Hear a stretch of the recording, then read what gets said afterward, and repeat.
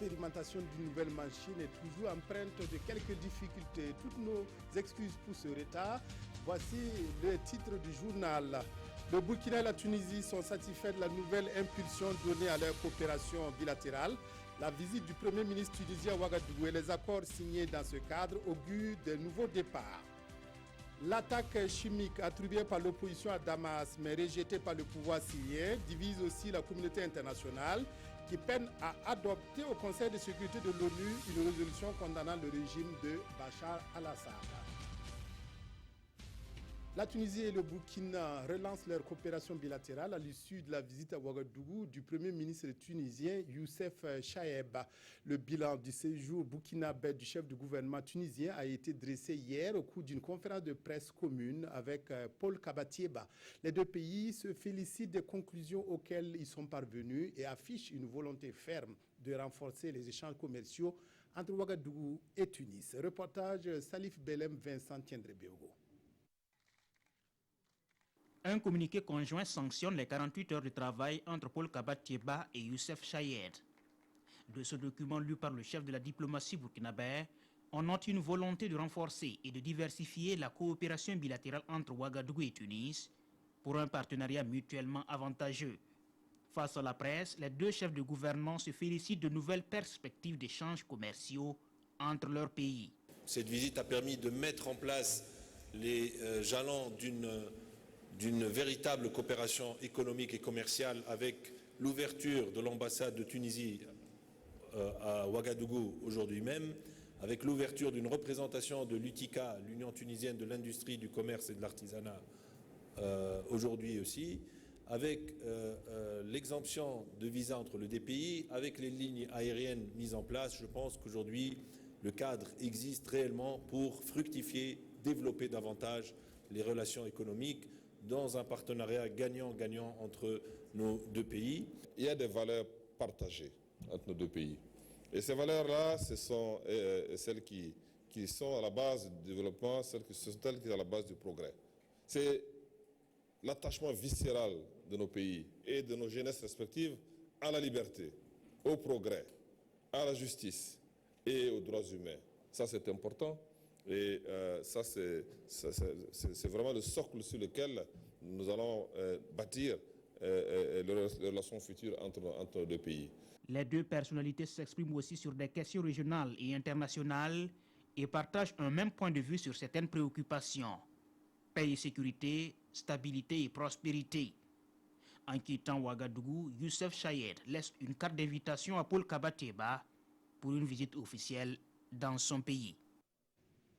La coopération avec la France connaît un nouveau développement avec la signature entre la commune de Ouagadougou et l'Agence français de développement AFD d'une convention, un financement pour transformer radicalement la physionomie de la capitale. L'enveloppe se chiffre à plus de 52 milliards de francs CFA. C'est une subvention accordée à la municipalité.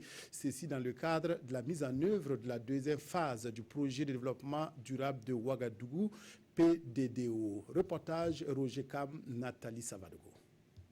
L'AFD, l'Agence française de développement, accorde la somme de 52 milliards 500 millions de francs CFA à la mairie de Ouagadougou. Cet appui de l'AFD accordé sous forme de prêt souverain à l'État burkinabé entre dans le cadre de la mise en œuvre de la phase 2 du projet de développement durable de la ville de Ouagadougou. Les objectifs du projet sont, entre autres, désenclaver les quartiers périphériques et renforcer les capacités de la commune dans la mise en œuvre de sa politique d'aménagement. Ça va permettre de désenclaver beaucoup de centres secondaires, et comme des quartiers comme Katria, et des quartiers comme Tampuy, et des quartiers comme Wayalguin, et qui vont connaître des investissements structurants de base, et que ce soit sur le plan de l'éducation, que ce soit sur le plan de la santé, que ce soit sur le plan des transports, sur le plan de la voirie. Tous ces quartiers-là vont être désenclavés et avec ce financement-là. Le partenariat entre l'AFD et la mairie centrale date de 20 ans et la concrétisation de cet appui témoigne des excellentes relations de coopération et d'amitié entre le Burkina Faso et la République française. On avait financé le plan de développement durable de Ouaga, le PDD O1, et on a été très satisfait du résultat obtenu. On en a vu certains ce matin sur le terrain. Et donc oui, vous avez raison, on a décidé de doubler la mise. Donc il faut voir ça comme une marque de confiance, bien sûr, pour nos partenaires, et puis aussi la reconnaissance des enjeux urgents des populations des 3 quartiers que nous allons servir avec ce programme. Le projet est prévu pour durer 5 ans. D'ores et déjà, le maire de Ouagadougou rassure les partenaires de la bonne gestion du fonds. Il a indiqué que dans les mois à venir, le lancement des appels d'offres se fera pour permettre le démarrage effectif des activités.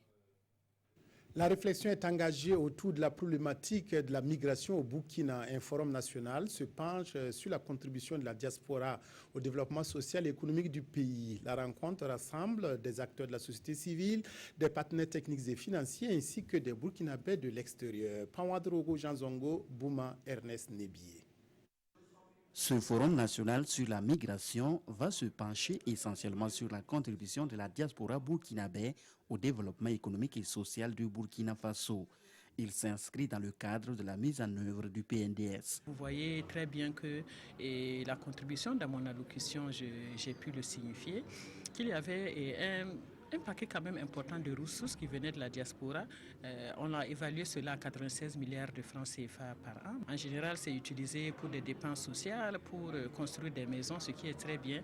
Mais on peut recycler ça aussi, nous pensons, dans l'économie. Premier du genre, ce forum qui regroupe les acteurs de la société civile, des ONG intervenant dans le domaine de la migration, les partenaires techniques et financiers et la diaspora burkinabé est une tribune pour ses participants d'échanger sur toutes les thématiques relatives à la migration. Des participants qui vont également réfléchir sur les investissements ainsi que les projets porteurs de la diaspora burkinabé. Sous le bénéfice des principes de précaution et de sécurité juridique énoncés, je puis affirmer que nous ne ménagerons aucun effort pour mettre à profit notre savoir-faire, capitalisé dans nos différents pays d'accueil de par le monde, nos ressources et compétences afin de contribuer effectivement à l'exécution du PNDS.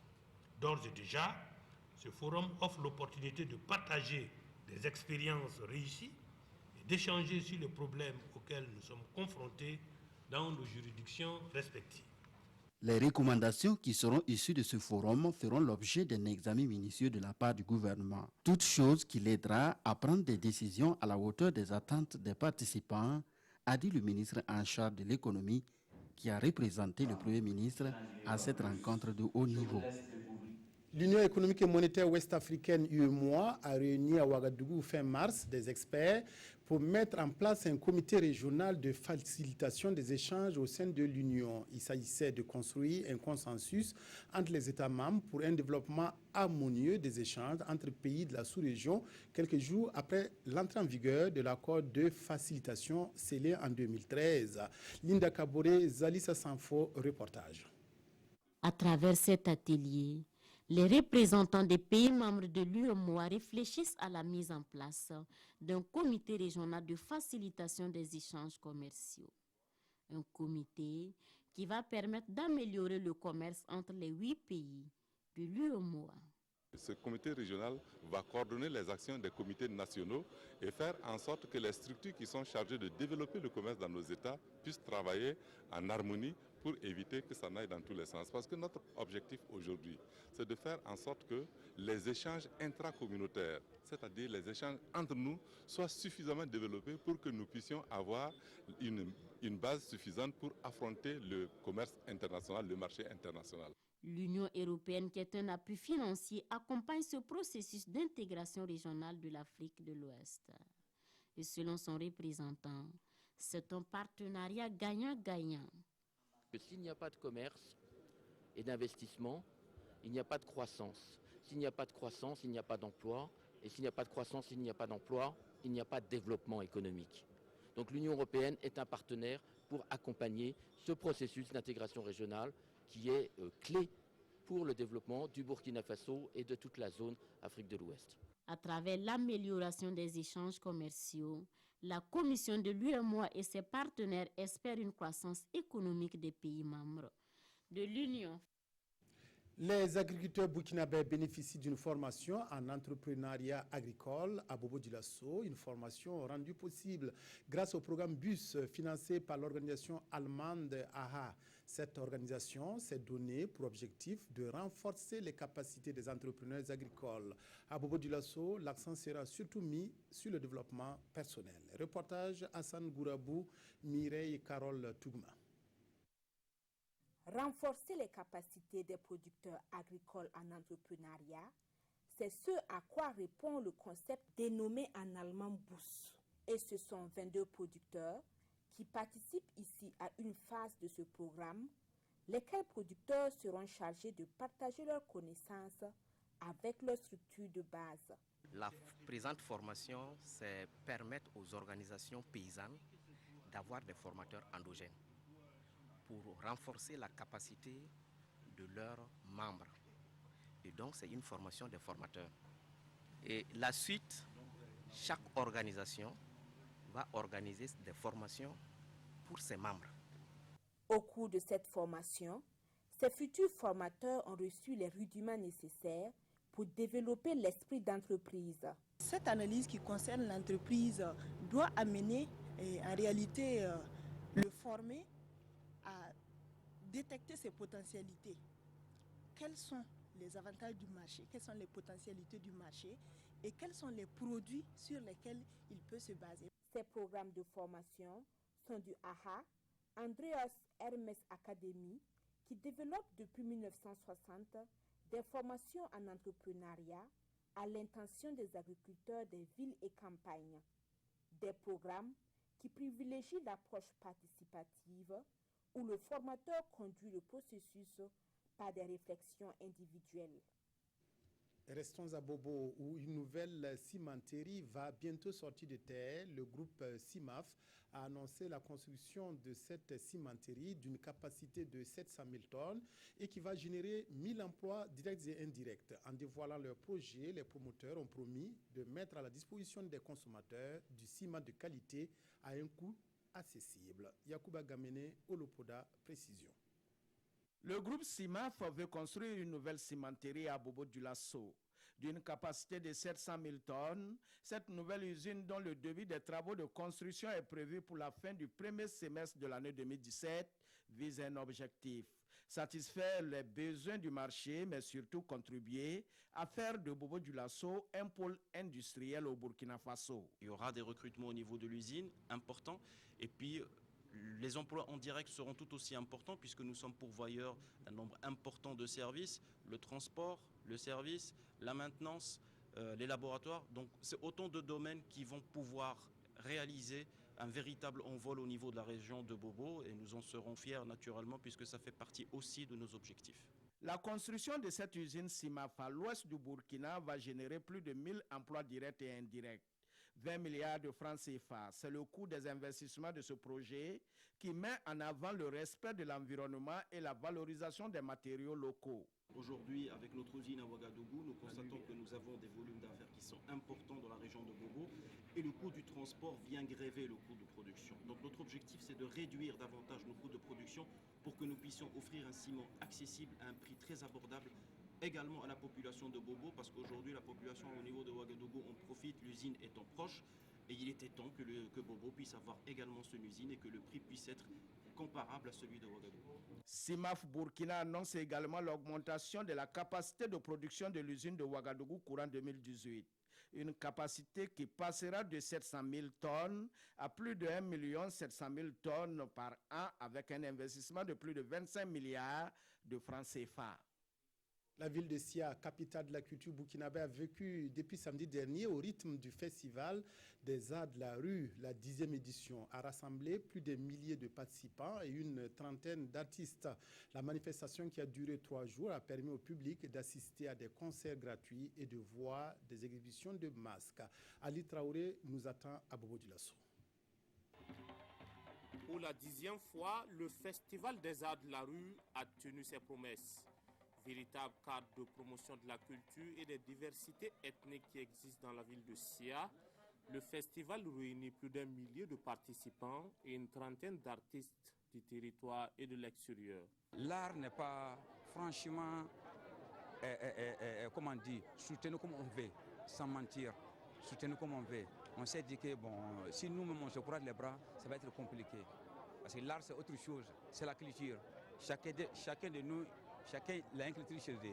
Il faut tout faire chaque année pour essayer d'inviter les différentes techniques pour qu'ils puissent présenter leur culture. 72 heures durant, les artistes, à travers leur savoir-faire, vont magnifier la culture dans toute sa diversité. Et la plus grande attraction de ce festival est la danse des masques des différentes localités de la province. On a vu la naissance du Sam Djigya. Nous avons vu le déplacement des artistes Djigya à l'extérieur. Ils ont fait le tour du monde. On a terminé par l'organisation de ce festival qui représente l'ensemble des expressions culturelles de notre pays, où l'ensemble des communautés de la ville de Bobo-Dioulasso se retrouvent pour exprimer une fois de plus la cohésion sociale. Je dis que les mots me manquent pour qualifier ce festival, mais c'est des expressions que nous portons dans le cœur. En plus de cette journée traditionnelle, des concerts gratuits sont également au programme de ce festival des arts de la rue. Les tractations diplomatiques se poursuivent à l'ONU pour parvenir au Conseil de sécurité à l'adoption d'une résolution condamnant le régime syrien. La réunion en urgence du Conseil de sécurité des Nations Unies intervient après l'attaque chimique qui a fait 72 morts, dont 20 enfants, mardi dernier. Cette attaque a fait sortir Donald Trump de ses gonds, promettant de réviser sa position vis-à-vis du président Bachar el-Assad. Réuni en urgence après l'attaque chimique de ce mardi en Syrie, le Conseil de sécurité des Nations Unies est entré en conclave pour tenter d'adopter une résolution après la mort d'au moins 72 personnes, dont 20 enfants au nord-ouest de la Syrie. Mais la Russie s'oppose à ce stade au projet de résolution condamnant le régime syrien, tout en accusant les rebelles et les États-Unis. En déclarant qu'une ligne rouge serait franchie lorsque des armes chimiques seraient utilisées en Syrie, l'ancien président des États-Unis, Barack Obama, a provoqué ce type d'attaque, a souligné l'ambassadeur russe à l'ONU. Cette décision, dit-il, a servi de provocation pour les terroristes et les organisations extrémistes d'utiliser des armes chimiques. L'ambassadrice des États-Unis a répliqué en montrant à ses collègues des photos d'enfants asphyxiés mardi matin. Dans l'après-midi, Donald Trump a déclaré que la Syrie avait franchi un nouveau cap. À mots couverts, son ambassadrice a ouvert la voie à d'éventuelles représailles. Si la Russie dispose de l'influence en Syrie dont elle se réclame, on aurait besoin qu'elle l'utilise, explique l'ambassadrice. Nous avons besoin que la Russie mette un terme à ses attaques au gaz. Combien d'enfants doivent encore mourir pour que la Russie s'en préoccupe ?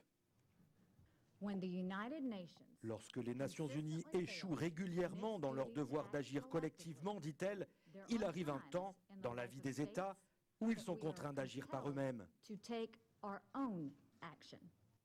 Par l'intermédiaire de son ambassadeur, la Syrie a démenti catégoriquement être à l'origine de l'attaque de mardi.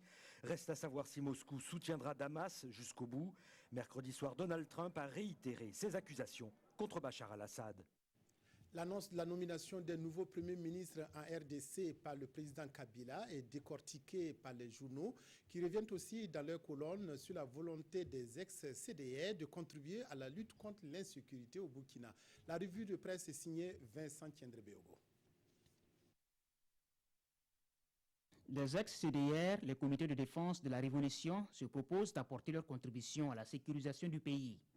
Cela rappelle la citoyenne l'avènement des Kogluego, lesquels ont engrangé des résultats certes, mais ces groupes d'autodéfense ont aussi fait subir injustement des traitements inhumains à des humains. Pour le journal, la résurgence des ex-CDR est à craindre parce qu'eux aussi ne sont pas exempts de tout reproche à leur temps sous la Révolution.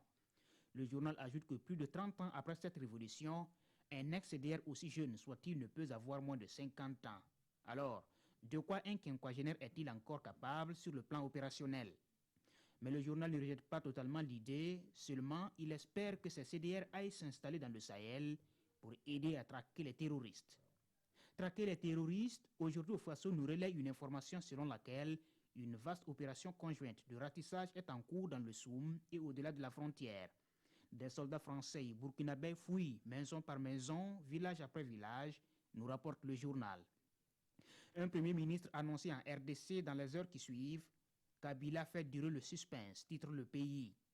Pendant que tout le monde s'attendait à des décisions fortes pour sortir le pays de l'impasse, Kabila fait cette annonce alors qu'il n'a pas encore obtenu de l'opposition la liste des candidats répondant au profil requis. C'est de la provocation, rétorque l'observateur Palga. Comment le président congolais pourrait respecter ces délais puisque l'opposition tient à un et un seul candidat alors que lui parle de liste de 3 premiers ministrables. L'observateur conclut que toutes ces manœuvres n'ont de but que de donner du temps au temps pour trouver le bon angle de virage. Destination 3e mandat. Une nouvelle fois, toutes nos excuses pour les imperfections constatées au cours de cette édition. C'est tout pour le journal. Merci de votre aimable attention à la RTB. Excellent après-midi à toutes et à tous.